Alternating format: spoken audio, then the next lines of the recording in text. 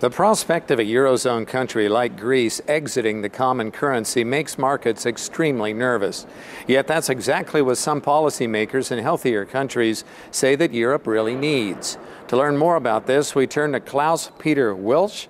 He is a Conservative MP in German Parliament and lists 10 points for solving the euro crisis, including allowing Greece to exit the eurozone. Why do you think this would help the eurozone itself? Well, if you look at our currency union, go back to 10 years when we started that, we erected a legal framework in order to make it work. And very fundamental principles that we erected then were each country has to take care for its own budget, has to take responsibility for its deficits. The second was the no bailout. There will be no bailout. And I think this is the only way it works when you are within a currency union without having the fiscal policy, starting this euro shielding policy. We broke these principles. Greece was bailed out, has been bailed out, and it will be very hard to regain confidence and liability within the markets, because they all think, okay, just give them money, someone will pay for it. And this is not the way it works, because this does harm to German taxpayers. And this is not the thing we promised our people. We promised our people when we started the common currency that each one has to take care for its own obligations, and that the new currency will be as wealthy as the D-Mark was. Should there be more austerity or more investment, possibly deficit spending, in order to boost European growth now? The problem with the deficit spending always was that governments were ready to spend more money than they had in crisis times, and were not ready to pay the debt back when they had good times. So the theory of deficit spending was kind of a starting point for the debt problem we have today. The second point that brought us in this critical situation was the coincidence of bank problems, financing firm problems, and state problems. The national government who has to take care.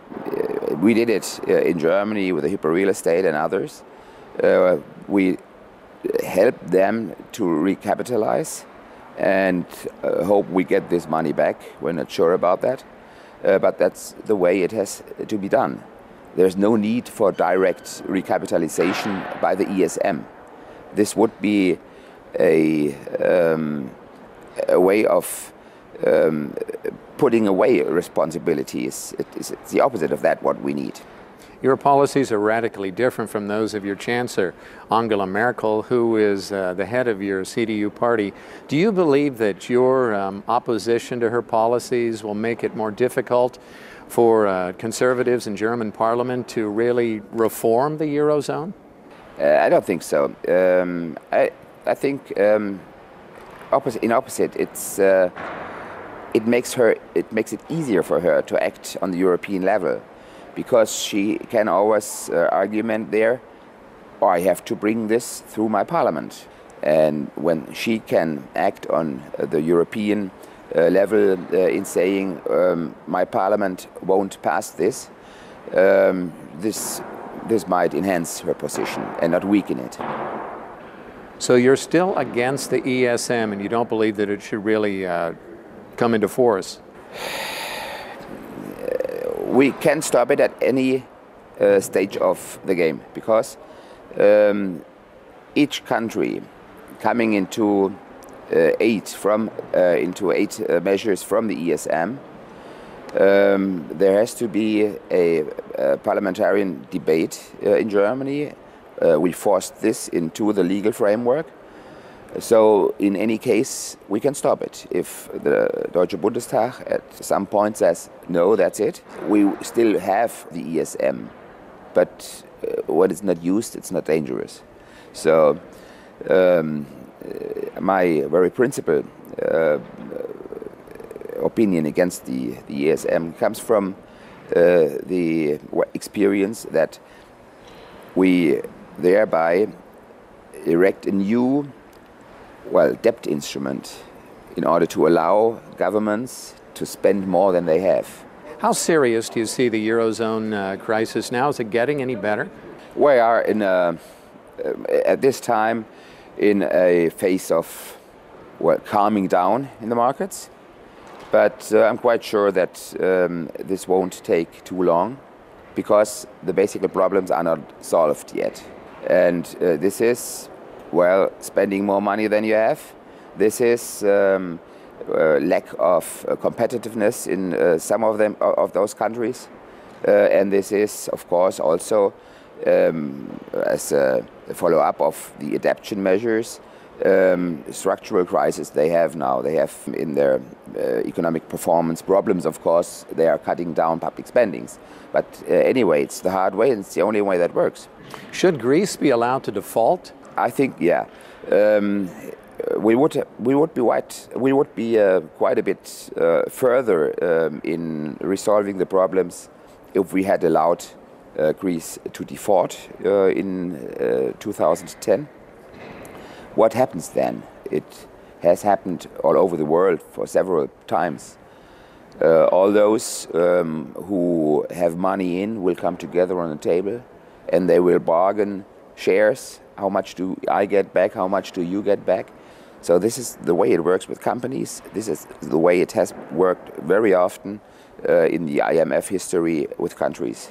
And I think this is still the only way that it will end up. But at this time, there is no readiness to go this hard way.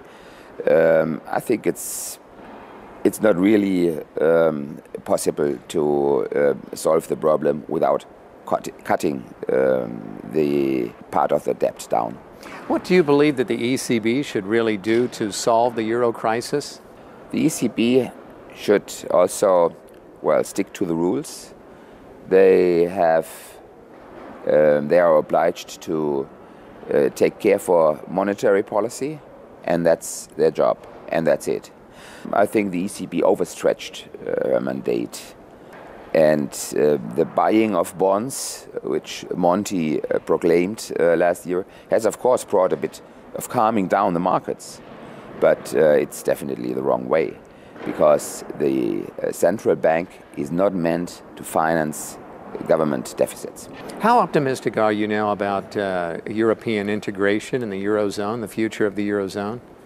I'm quite sure that the eurozone will be reshaped. But this is not a problem to Europe as a whole. Today we are 17 countries within the European Union paying with the euro. If there would be only 12 or 15 in the next period paying with the euro, this would not be a real problem. Just think back to the time when the former Czechoslovakia disintegrated. They started it with the same currency, but very soon they had to learn the lesson that this won't work, and each country, the Czech Republic and the Slovakian Republic, had their own currency then. Experiment worked rather well.